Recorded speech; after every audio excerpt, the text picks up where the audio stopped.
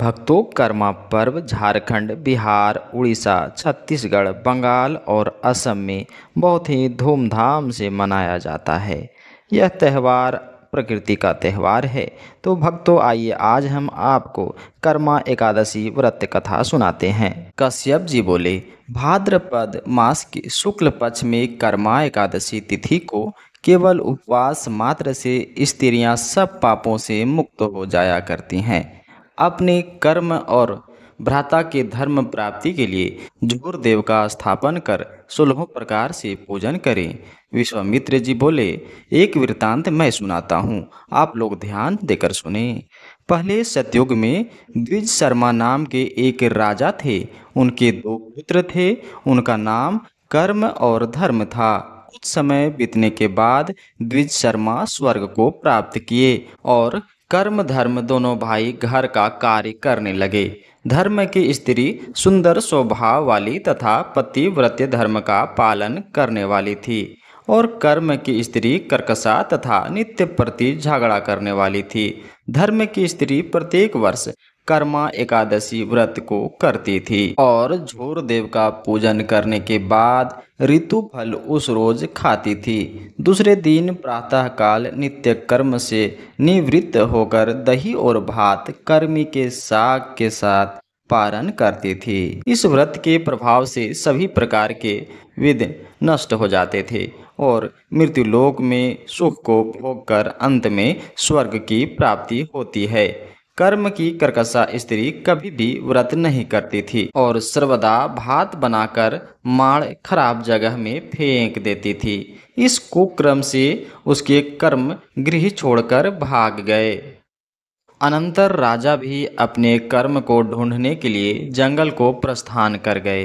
रास्ते में राजा अपने एक मित्र के यहाँ कुछ समय के लिए ठहर गए, किंतु वहाँ भी उनकी विपत्ति पहुँच गई।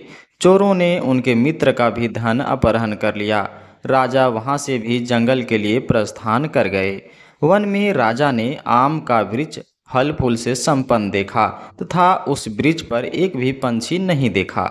उसके फलों में करोड़ों कीड़े पड़ गए थे। राजा वहाँ से भी आगे के लिए प्रस्थान किए। राजा अपने कर्म को ढूंढते हुए जा रहे थे कि वन में इधर उधर बछड़े के साथ दौड़ती हुई गौ को देखकर पूछा कि तुम कर्म को जानती हो? गौ ने कहा, मैं कर्म को नहीं जानती हूँ। राजा व्याकुल होकर और अपने जीवन से निराश होकर तथा दीर्घ गर्म श्वास को छोड़कर यमुना के तट पर गिर पड़े। तभी ऋषि के स्वरूप को बनाकर उनका कर्म बोला कि इधर आओ तथा उनका दाहिना हाथ पकड़कर यमुना में प्रवेश कर गए। वहां जाकर राजा ने कहा, हमारे घर को छोड़कर मेरे कर्मदेव भाग गए हैं। इस कारण से मेरी संपूर्ण संपत्ति नष्ट हो गई है। यह सुनकर कर्मदेव राजा से बोले कि तुम घर जाकर भक्ति के साथ कर्मा एकादशी का व्रत करो। इस व्रत के प्रभाव से पापों से छूटकर तुम उत्तम सिद्धि को प्राप्त करोगे। पुत्र पौत्र के साथ तुम्हारे सभी मनोरथ पूर्ण होंगे। तुम घर जाकर कर्मा एकादशी व्रत तथा झूर का पूजन भक्ति के साथ करो। सब पापों से मुक्त होकर मरने के पश्चात तुम परम पद को प्राप्त करोगे। जो इस वृतांत को श्रवण करेगा तथा भाद्रपद मास में झूर देव का पूजन करेगा, वह इस मृत्यु लोक में सब पापों से मुक्त होकर अंत में परम गति को प्राप्त करेगा। राजा ने ऋषि से पूछा, हे प्रभो, मैंने वन में जो गाय और वृक्ष देखा, वह वृक्ष कौन था और वह गाय कौन थी? ऋषि बोले, हे राजन, वह वृक्ष दूसरे जन्म का विद्वान पंडित था, किंतु शास्त्र में निपुण होकर भी विद्यार्थियों को विद्या दान नहीं करता था। इसी कारण से वह वृक्ष हुआ। जो गौ और बछड़ा तूने देखा है, वह पृथ्वी है। उसने पहले किसानों के बीज को चुराया था, इसी कारण से उसका बछड़ा उसका दूध नहीं पीता था। यह कहकर कर्मदेव अंतर्धान हो गए।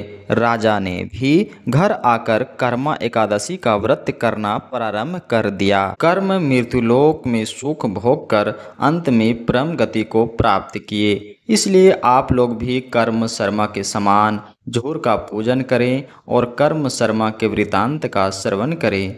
हे विप्र, यह सब व्रतों में उत्तम व्रत मैंने आपको सुनाया। इस व्रत को करने से मनुष्य सब पापों से मुक्ति पा जाते हैं।